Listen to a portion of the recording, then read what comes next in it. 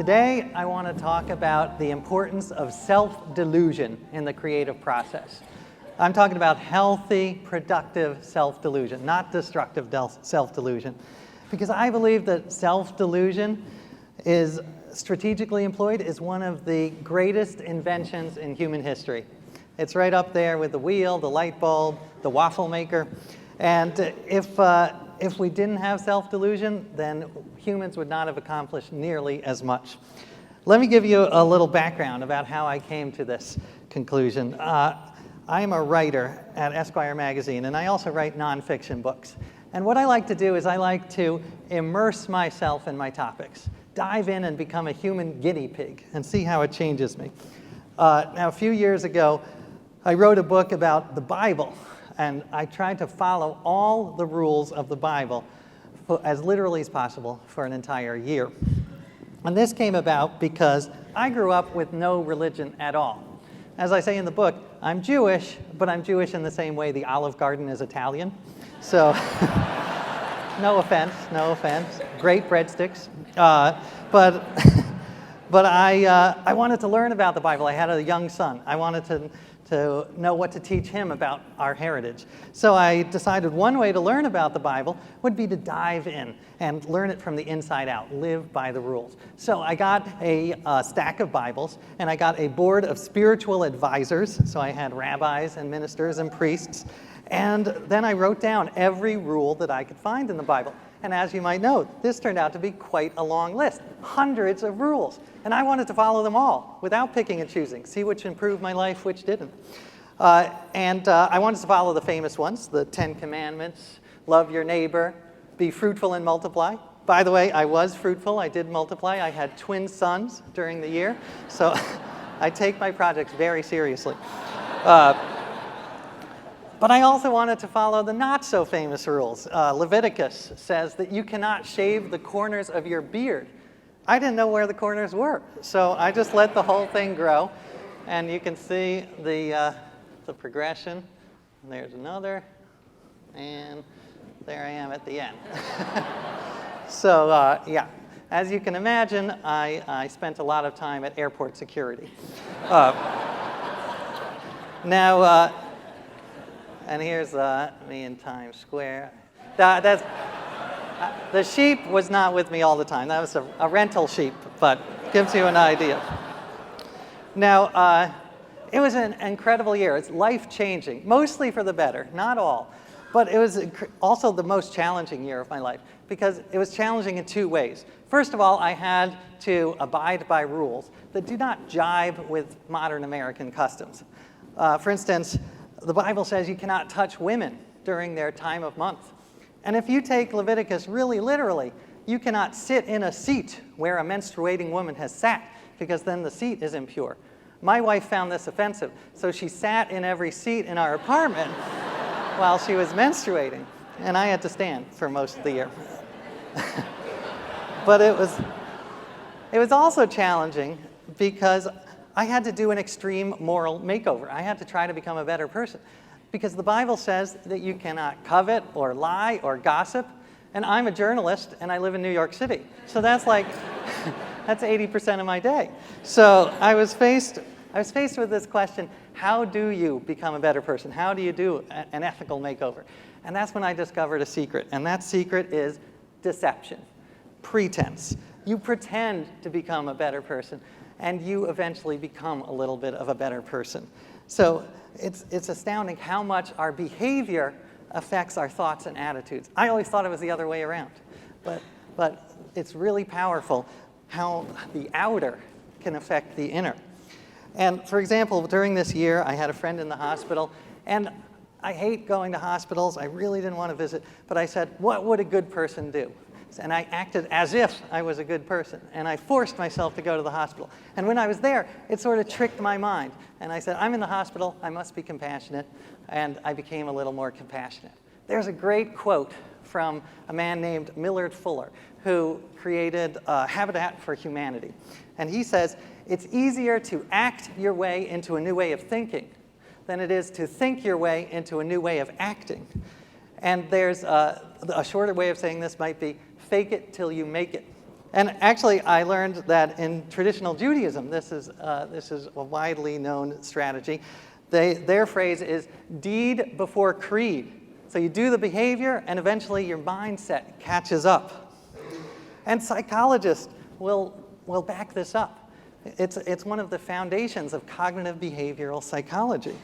And it even applies to the smallest of behaviors. So if you force your face into a smile position, it tricks your mind. And the studies show you become a little bit happier. It's a little creepy, but it works. So I was blown away by this strategy. And it did help me become a better person.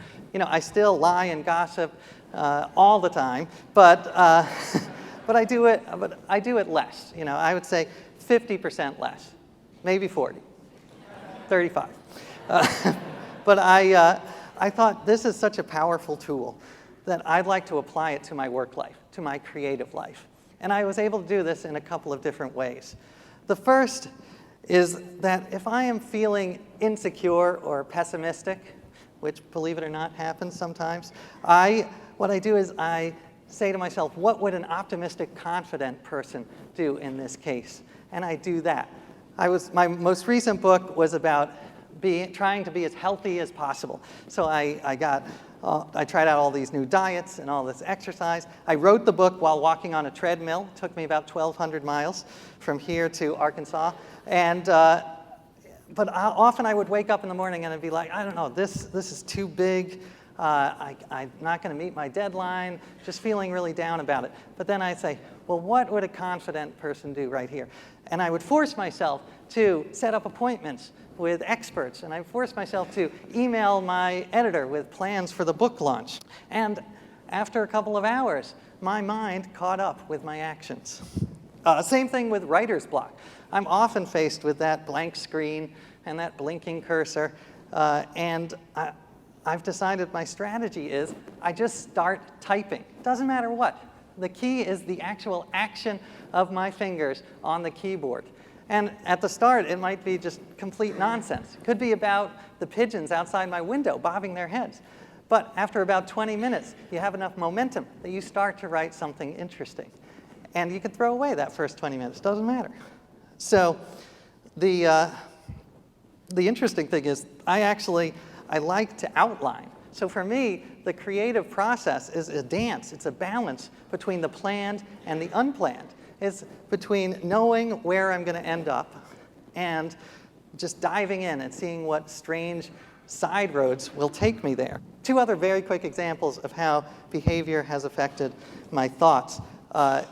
One of my first experiments as a guinea pig was about 15 years ago. I was working at Entertainment Weekly magazine, and my friends noticed I had this strange resemblance to an Australian actor named Noah Taylor. And back then, he was having a little moment in the sun. He was in a movie called Shine, which was about a schizophrenic piano player. And it was actually nominated for a bunch of Oscars. And it turned out he was not going to go to the Oscars.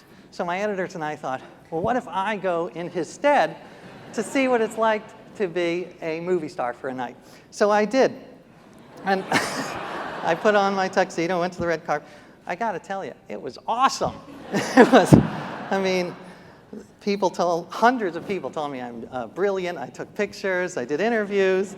Will Smith told me I was a genius. And, you know, my ego was huge by the end of the night. You know, I knew they weren't actually talking about me, but that seemed like a technicality. So, and it lasted a few days. When I got back to New York, I remember being online at the drugstore and being like, why am I online? It was like Reese Witherspoon. Don't they know who I am? And then I remembered, oh yeah, I'm nobody. That's why. But it was a fascinating lesson in how method acting can really have an effect, and that when you do something, it will change your mind. And it's also a lesson that if you act like a jerk, then you might become a little bit of a jerk. So you have to be careful of what you pretend to be. Cut to 10 years later, my wife and I have kids, and we happen to have a beautiful babysitter. I mean, gorgeous. She's like Megan Fox hot. And my wife's friends are all like, are you crazy? What are you thinking about? But my wife's theory is that this woman is so far out of my league that it's not even a problem. It happens to be true. But this she's a wonderful woman, and she was single, so we wanted to try to find her a boyfriend. So with her permission, I put a profile of her up on Match.com with her picture. And she's fine with that. She said, I'll go out on some of the dates. But I don't like doing all that emailing business, and you do that, and weed out all the men. And I was like, great. So for several months, I was her Cyrano de Bergerac. I was emailing all these guys as my beautiful babysitter. And again, fantastic, because I was getting 50 emails a day telling me how hot I was. And it really started to sink in, and I felt better.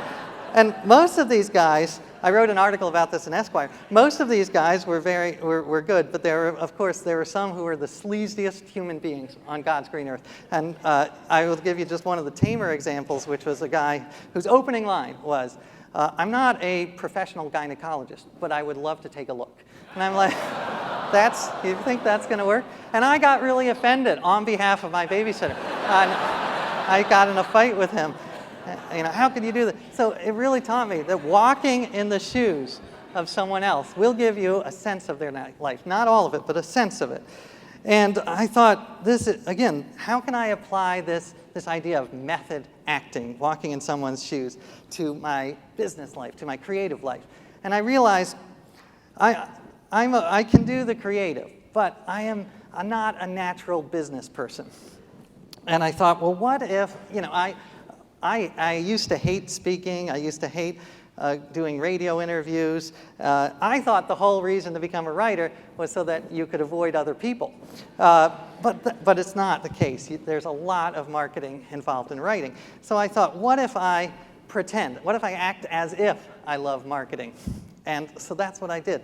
And I took every speaking opportunity I could, went on every radio show. I pretended I was enjoying it.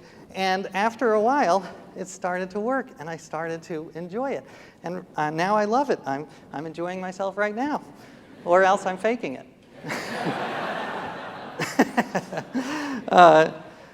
Now, the other thing I did was that I had to reframe the way I thought about marketing. And this was inspired by the artists Christo and Jean-Claude, which you probably know. They're the ones who wrapped the Reichstag in fabric. A few years ago, they put up 7,000 gates in Central Park, these metal structures with an orange flag fluttering in the breeze. Not orange, they would correct me. It was saffron. And I love them, and I interviewed them. Unfortunately, Jean-Claude passed away recently, but this is before. And I interviewed them, and they told me that it took them 20 years to get the permission to put up the gates in Central Park. And I was like, 20 years? That must have driven you insane. And Christo said, well, yes, somewhat, but we like to see that navigating the bureaucracy as part of the artistic process. We like to see the red tape as part of our whole art. And I thought, that's brilliant. They have reframed this seemingly boring part of their work as art. And I thought, I'm going to try to do that with marketing. So now, when I market, I think, how can I do this creatively? How can I do it in a fun way? How can I incorporate video or live events? How can I reach unexpected audiences? For my Bible book, I thought, maybe I should try to reach out to women's magazines. How am I going to do that? And then I realized the Bible has a lot about sex and relationships. I mean, you look at the Song of Solomon, and he writes that your breasts are like two gazelles, twin gazelles, frolicking in the field. That's hot stuff. Not bad. So I said, I'm going to do sex advice from the Bible for glamour. And I did. It worked. So you can reach audiences you never thought if you think creatively. Now, there's one last final aspect of this idea of how behavior affects our thoughts. And it may seem trivial, but I don't think it is. And that is that how we move our body and how we hold our body affects our mood. And I came to this because I got interested in the Founding Fathers a few years ago. And by the way, talk about self-delusion. Those guys were masters. I mean, the fact that they thought this ragtag group of farmers was going to defeat the British Empire, that's insane. But thank God they were so deluded.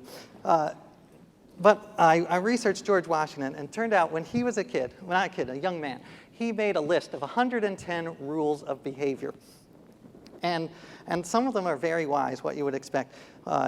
Don't gloat when you win. Don't treat your elders with respect.